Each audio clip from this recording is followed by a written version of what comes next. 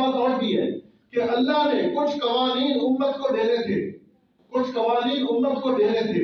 وہ قوانین دینے کے لیے اگر ان کا اجرا نبی کے ہاتھ سے کیا جاتا تو نبی معصوم نہ رہتے، نبی معصوم نہ رہتے.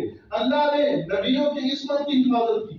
اب جو قانون امت کو دینا تھا چاہیے تو یہ تھا کہ نبی کے ذریعے دیا جاتا، لیکن نبیوں کی عصمت پر حق پاتا. اللہ نے وہ کچھ کام صحابہ سے کروائے، صحابہ نے اپنی مرضی سے نہیں کیے، وہ کام اللہ نے کروائے اور کروا کر امت کے لیے قانون بنا کر مغفرت کا اعلان کر دیا. وہ کام کروا کر امت کو قانون دے دیا کہ یہ قانون تمہارے پاس ہے، اور ساتھ فرمایا میں نے ان کو معاف کر دیا.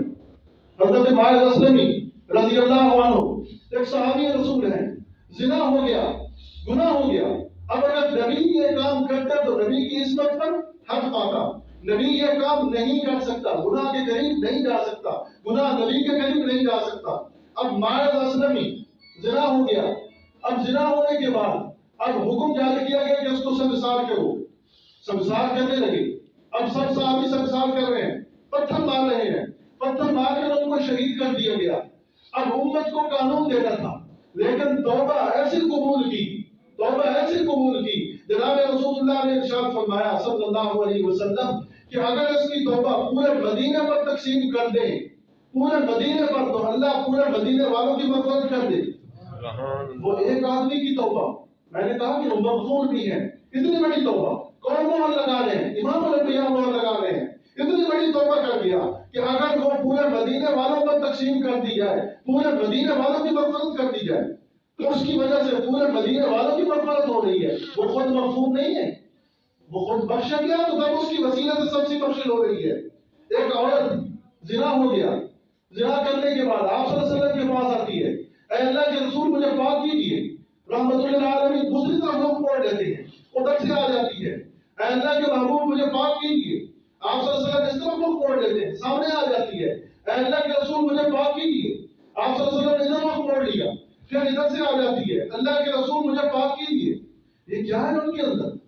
گناہ کر کے اتنا ڈرتے ہیں، گناہ ہو جاتا ہے اتنا خوف ان کے اندر ہے. اور ہم تو گناہ کر کے فخری کے طور پر لوگوں کو بتاتے ہیں، فخری کے طور پر. آج کل تو اللہ معاف کرے گناہ کر کے لوگ ویڈیو بناتے ہیں کہ دیکھو جی کیا کر رہے ہیں، ہم گواہ کیا کر رہے ہیں. قیامت کے دن یہ گواہی دیں گے، یہ ویڈیوز ہمارے پکچر یہ قیامت کے دن گواہی دیں گے کہ انہوں نے یہ کام کی. وہ گناہ کر کے اللہ کے نبی کے پاس آتی ہے، مجھے پاک کیجیے. آپ صلی اللہ علیہ وسلم نے فرمایا دیکھو بھائی عورت کو پاگل تو نہیں ہے، اس کے دماغ میں تو کوئی مسئلہ نہیں ہے، یہ بار بار کہہ کہ مجھے گناہ ہو گیا.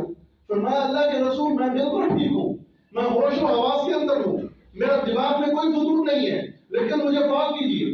آپ صلی اللہ علیہ وسلم نے فرمایا کیا ہوا؟ کہنے لگے کہ زنا ہو گیا. فرمایا ابھی جا، ہو سکتا ہے کہ زنا کی وجہ سے بچہ ہو گیا ہو، جا ابھی کچھ دنوں بعد آنا. وہ 4-5 مہینے بعد پھر آ گئی. 4-5 مہینے اتنا ٹائم گزر گیا، گناہ کو نہیں بھولی، دن رات اس پر تنگ ہو گئے، زمین و آسمان باوجود وسعت کے اس پر تنگ ہو گئے. اسے کوئی چیز اچھی نہیں لگتی، کہیں سکون نہیں آتا. 3-4 مہینے بعد پھر آ گئی، اللہ کے رسول مجھے پاک کیجیے، میرے پیٹ میں بچہ ہے. فرمایا کہ بچے کا کیا قصور ہے، بچے کو پیدا ہونے دو. پھر چلی گئی. اب 9 مہینے پیٹ میں بچہ رکھا، سکون نہیں ہے زندگی میں، زندگی بڑی بے سکون ہے.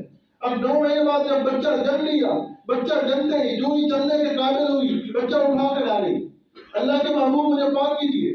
فرمایا کہ بچے کا حق ہے 2 سال اس کو دودھ پلاؤ.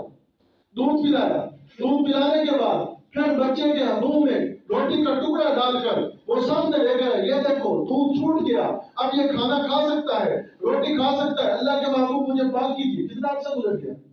3 سال. 3 سال گزر گئے.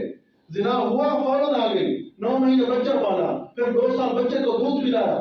اب 2 مہینے 2 سال 9 مہینے ہو گئے، 3 سال ہو گیا عرصہ. پھر آ گئی، اللہ کے محبوب مجھے پاک کیجیے. فرمایا ابھی اس کی تربیت کی ضرورت ہے، بچے کو تربیت دے.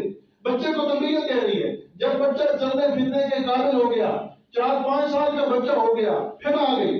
فرمایا مجھے پاک کیجیے. اتنا عرصہ گناہ کو نہیں بھولی، گناہ کو نہیں بھولی. اگر چپ کر کے اللہ کی بارگاہ میں توبہ کر لیتی پھر بھی اللہ معاف کر دیتے. اللہ تو بڑا غفور رحیم ہے نا، معاف کرنے والا ہے. وہ تو ساری دنیا اس کی، ساری کائنات اس کی نافرمان ہو جائے، ساری کائنات اس کو کوئی پرواہ نہیں. اللہ اس سمجھ وہ بے نیاز ہے، ساری کائنات سجدے میں پڑی ہے، اس کو کوئی پرواہ نہیں. وہ تو نیاز ہے، معافی ہو جاتی، لیکن وہ اللہ کے رسول کے پاس پھر آ گئے، آپ صلی اللہ علیہ وسلم نے فرمایا ہاں اسے پاک کرو، وہ لے گئے جنگل کے اندر، اب جنگل کے اندر لے گئے اس کو پتھر مار گئے، عورت ذات یہ کیا ان کے اندر ہے؟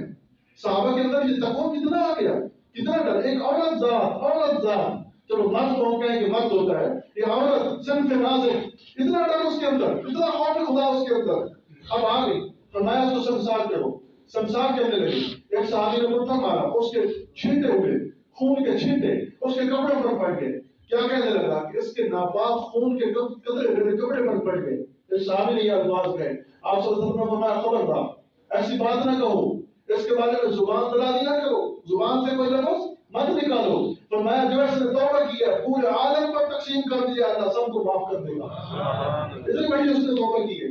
تو صحابہ کون ہیں؟